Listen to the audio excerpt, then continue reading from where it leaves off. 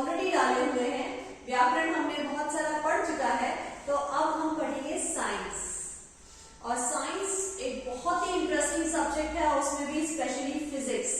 तो हम फिजिक्स से स्टार्ट करने वाले हैं। तो फिजिक्स सबसे पहले पढ़ने का ये भी एक रीजन है कि उसमें काफी सारे न्यूमेरिकल्स जो हैं वो केबीएस के पेपर्स में पूछे गए हैं। अगर आप केबीएस के पुराने पेपर्स उठा के देखेंगे तो आपको पता चलेगा कि इसमें कितने सारे न्यूमेरिकल्स और कंसेप्ट्स पूछे जाते हैं। तो क्लास 9th की जो हमारी एनसीईआरटी की बुक है साइंस की, उसमें आप ये चैप्टर देखेंगे मोशन। तो हम मोशन से स्टार्ट करने वाले हैं। इसमें भी काफी सारे न्यूमेरिकल्स हैं, फिर आगे फोर्स और ग्रेविटेशन वगैरह बहुत सारे चैप्टर्स आएंगे जिसमें हम न्यूमेरिकल्स पढ़ते हुए चलेंगे।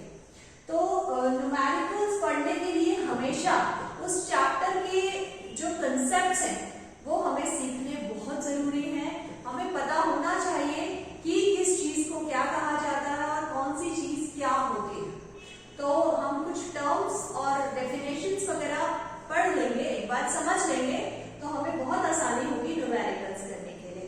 तो आइए, फर्स्ट है रेस्ट। अब कोई भी बॉडी अगर आप देखते हैं या कोई भी ऑब्जेक्ट देखते हैं, जैसे बॉल है, बैट है, कार है, एवरीथिंग इज बॉडी और ऑब्जेक्ट, उसको हम बॉडी या ऑब्जेक्ट कह सकते हैं। ठीक है, तो कोई भी ऑब्जेक्ट को हम रेस्ट पर कब बोलेंगे? जब रेफरेंस पॉइंट से उसकी पोजीशन चेंज नहीं हुई है। इसी को हम इंग्लिश में बोलेंगे a body is said to be in the state of rest if या when its position doesn't change with respect to a reference point। तो reference point कोई भी हो सकता है, हम किसी भी point को reference point मान सकते हैं। जैसे मान लीजिए ये reference point है A, या आपका घर है ये A, या आपका स्कूल है, कुछ भी आप किसी को भी reference point मान सकते हैं। अब यहाँ से इसकी जो पोजीशन है वो अगर वही की वही रहती है, यानी चेंज नहीं होती है, अगर ये मूव नहीं करता है इसके पास या इससे दूर, ठीक है, टुवर्ड्स और away from the reference point A, then it is said to be in rest position. तो इसको क्या माना जाएगा कि ये रेस्ट पोजीशन पे है। यानी आपको ये समझ में आया कि अगर किसी रेफरेंस पॉइंट से किसी बॉडी की पोजीशन चेंज नहीं होती है, यानी वो वहीं का वहीं रहता है, तो उसे हम रेस्ट में बोला जाएगा कि ये बॉडी रेस्ट में है। लेकिन अब मोशन में कब बोला जाएगा? Body is said to be in motion when its position changes with respect to a reference point. लेकिन अब देखिए ए से ये कितनी पास में था ये ऑब्जेक्ट, लेकिन अब ये ऑब्जेक्ट कितनी दूर आ गया है, ये बॉडी जो है वो इतनी दूर आ गई है, यानी मूवमेंट हुआ है, मोशन हुआ है, यानी पोजीशन जो है वो चेंज हुई है। Now it is clear, rest और मोशन ये दो चीजें हैं, या तो स्थिर अवस्था यानी रुकी हुई अवस्था में कुछ चीज होगी, या मोशन गतिमान अवस्था में कोई चीज होगी। तो ये हम समझ चुके हैं। Now physical quantities. अब हमें एक नया टर्म समझना है, फिजिकल क्वांटिटीज। तो फिजिकल क्वांटिटीज क्या होता है? It is a physical property of material बोल सकते हैं आप, दैट कैन बी मेजर्ड। ये फिजिकल प्रॉपर्टी है, किसी भी मटेरियल को अगर हम लेते हैं तो उसकी फिजिकल प्रॉपर्टी है ये, जिसको हम मेजर कर सकते हैं, यानी हम उसको माप सकते हैं। तो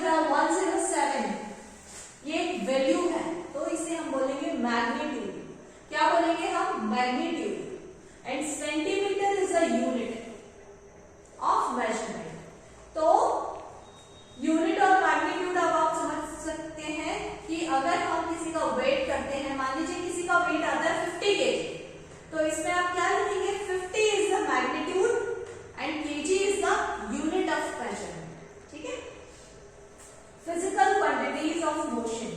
अब ये जो चैप्टर हम मोशन पढ़ रहे हैं, इसमें कौन कौन सी फिजिकल क्वांटिटीज आएंगी या हम पढ़ेंगे, तो उनको हम इंट्रोड्यूस कर सकते हैं उन टर्म्स को, ताकि फिजिकल क्वांटिटीज जो वर्ड है वो आपको और अच्छे से समझ में आ जाए। तो इसमें हम डिस्टेंस के बारे में पढ़ेंगे, डिस्प्लेसमेंट के बारे में पढ़ेंगे, दोनों के बीच में हम डिफरेंस भी देखेंगे कि डिस्टेंस क्या होता है और डिस्प्लेसमेंट क्या होता है, स्पीड क्या होती है, वेलोसिटी क्या होती है, दोनों में क्या डिफरेंस होता है स्पीड और velocity, and uniform motion, non uniform motion, इन दोनों में क्या डिफरेंस है, acceleration, graphs and equations of motion, motion की कुछ इक्वेशंस भी हम पढ़ेंगे। अब लेकिन इन सब चीजों को हम वन बाय वन पढ़ेंगे, लेकिन इससे पहले हम ये समझ लेते हैं कि टाइप्स ऑफ फिजिकल क्वांटिटीज, मतलब फिजिकल क्वांटिटीज जो है उसकी दो टाइप्स हम पढ़ेंगे, scalar quantity and vector quantity. अब स्केलर क्वांटिटी क्या होती है, it is a physical quantity, ये तो आपको पता है कि फिजिकल क्वांटिटी है ये, लेकिन कैसी, having only magnitude not direction. इसमें एक खास बात है कि इसमें मैग्नीट्यूड तो होता है लेकिन डायरेक्शन नहीं होता। मैग्नीट्यूड मतलब इसकी कोई वैल्यू होगी, जैसे यहां मैंने आपको बताया था मैग्नीट्यूड वैल्यू, लेकिन इसमें डायरेक्शन नहीं होगा। ठीक है, तो जैसे कि स्पीड मैंने बोला कि किसी की स्पीड है, कोई भी जैसे व्हीकल है उसकी स्पीड है 40 किलोमीटर पर आवर। ठीक है, तो इसका मतलब क्या हुआ कि सिर्फ हमें मैग्नीट्यूड बताया हुआ है 40 किलोमीटर पर आवर, लेकिन हमें डायरेक्शन नहीं बताया है। और वही अगर मैं बोलूं कि 40 किलोमीटर पर आवर इन ईस्ट डायरेक्शन, अब मैंने एक डायरेक्शन बताया आपको ईस्ट में, तो हमारा क्या हो जाएगा, वहां पर वेलोसिटी हो जाएगा। ठीक है, तो वेलोसिटी जो है वो वेक्टर क्वांटिटी हो जाएगी। Vector quantity is a physical quantity having both magnitude as well as direction.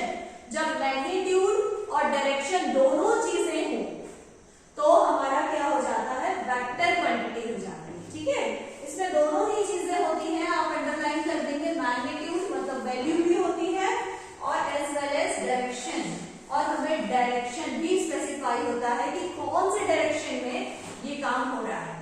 और डायरेक्शंस तो आपको सबको पता है कौन कौन से डायरेक्शंस होते हैं। ठीक है, नॉर्थ, साउथ, ईस्ट, वेस्ट, और उनको मिलाकर भी आप लिखते हैं, जैसे साउथ ईस्ट या जो भी आप लिखते हैं। तो वो वाले डायरेक्शंस अगर हमें दिए हुए हैं मैग्नीट्यूड के साथ, तो वो हो जाएगा वेक्टर क्वांटिटी। तो अब आप स्केलर क्वांटिटी और वेक्टर क्वांटिटी के बीच में डिफरेंस कर सकते हैं। अगर हमें डायरेक्शन नहीं दिया है तो हम स्केलर क्वांटिटी में उसको लिखेंगे, और हमें डायरेक्शन दिया रहता है तो वेक्टर क्वांटिटी होता है। ये सिर्फ इन दोनों का डिफरेंस है। न्यूमेरिकल में आपको इस तरह से नहीं पूछते हैं, अलग तरह से पूछते हैं, तो न्यूमेरिकल भी हम देखेंगे। लेकिन अभी हमारे और भी बहुत सारे टॉपिक्स इसमें हमें पढ़ने हैं, जिनके कंसेप्ट्स हमें बिल्ड करने हैं।